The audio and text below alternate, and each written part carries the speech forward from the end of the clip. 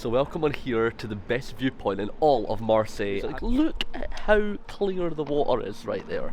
We all know I love a cathedral. It doesn't matter what city I'm in, I'm going to try to find the local cathedral.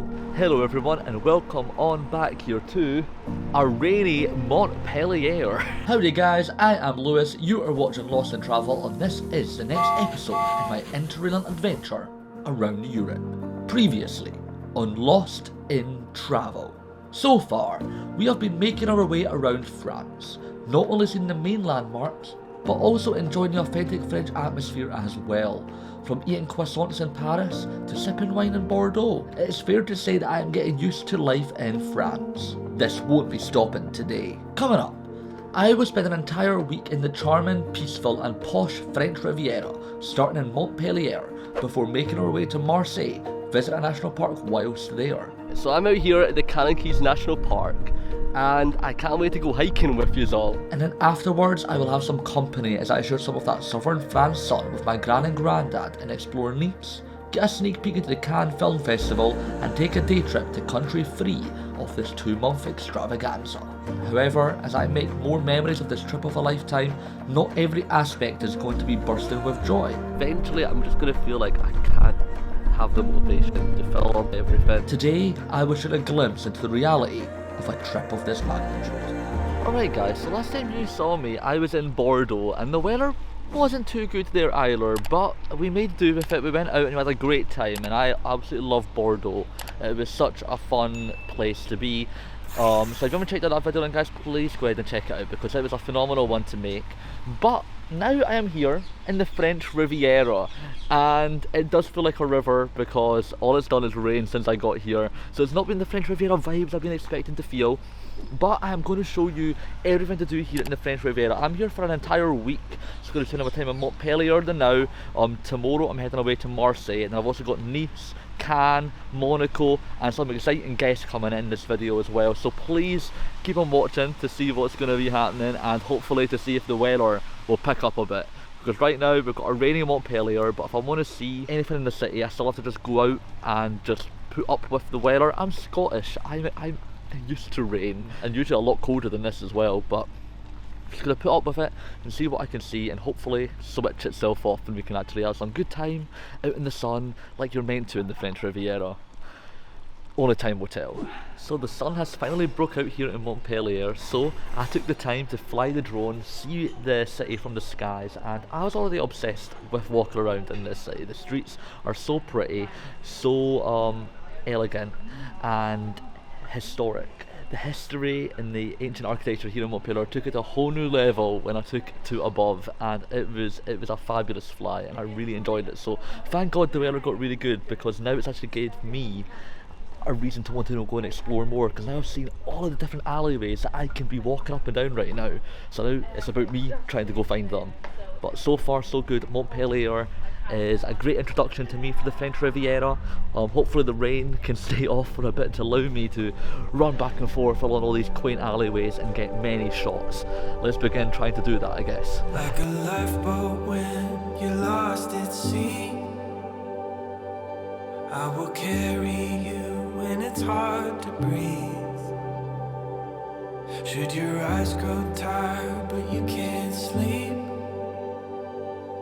my love, don't let go, hold on to me. Right behind me is Montpellier Cathedral, and we all know I love a cathedral. It doesn't matter what city I'm in, I'm going to try to find the local cathedral, and this is it for Montpellier. And I've got to say, this is probably one of the most unique cathedrals I have ever seen. I've never seen a cathedral this different. Like normally they do have quite this similar vibe to them and it is just nice to be able to check them off the box and say I've seen them, but this one here in Montpellier, like this is quite original. I've never seen like this kind of like archway at the front of it. It goes on for ages, by the way, as I noticed when I flew the drone, and it is just an incredible piece of architecture that's obviously got some construction going on because these buildings are quite old. They need a bit more work done to them in this century, so that's happening right now to the cathedral. But it is just nice, and I tried to take cover from the rain here with the big arch, and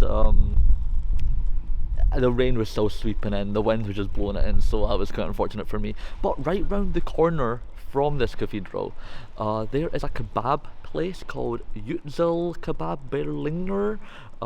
Probably butchered that, just like how they butchered my doner meat. But it was that was one of the best kebab places I've ever been. I just want to point out to you, if you like to try kebabs in places you go, I just was feeling hungry, I wanted to get away from the rain, so I went to this for lunch, and it was incredible. The kebab was on a wrap. I got Mexican ones that came with lettuce, red onions, I put barbecue sauce on it. Oh, it was beautiful. And the chips, because I'm out in Europe, I don't really get chips, you get fries out here, so it was nice to be getting the proper authentic chips. And I'm now stuffed, and there we go, there is the cathedral bell, it's ringing out on me. So I've been well fed, the sun is out, and now it's time to get to work on exploring Montpellier. As I checked out of Montpellier, the thunderstorm followed. I didn't film anything on day 13, and Past Lewis will explain why in a few moments. A trip of this length and ambition isn't always going to be plain sailing, which made my experience in Marseille quite bittersweet. So welcome on here to the best viewpoint in all of Marseille. I'm standing here at the Notre Dame de la Garde. Suddenly I'm seeing everything so different. Like I'm looking at the world through a brand new lens. Every shade of green and blue, and it's all because of you. I'm seeing everything. Sorry guys, so today is the last day here in Marseille, which is quite disappointing to say because I've actually literally shown you guys nothing of it. And I just want to bring that up to you, so that on this trip, I'm away for 2 months. Eventually I'm just going to feel like I can't have the motivation to film everything, and I feel like it struck me since I arrived in Marseille. Well, the whole French Riviera in general, I've really enjoyed making this series. I was actually going to 2 parts, but I had to make it to 1 because Montpellier and Marseille all had this thunderstorms and rain, and I've been soaked to the bone, and it wasn't what I was expecting when I got here, so it's kind of just brought a lot of demotivation to me. Also, because of the thunderstorms, my hay fever is just playing up like mental, and if you've watched previous vlogs of mine, you'll know that my hay fever can be pretty bad sometimes, to the point where I think I may need to go get checked out by the doctor, because I shouldn't be letting it affect me like this, and it affects me mentally as well. Like, it makes me tired, fatigued, and I just can't be bothered doing anything. So literally yesterday, I just spent the entire day just in the hostel.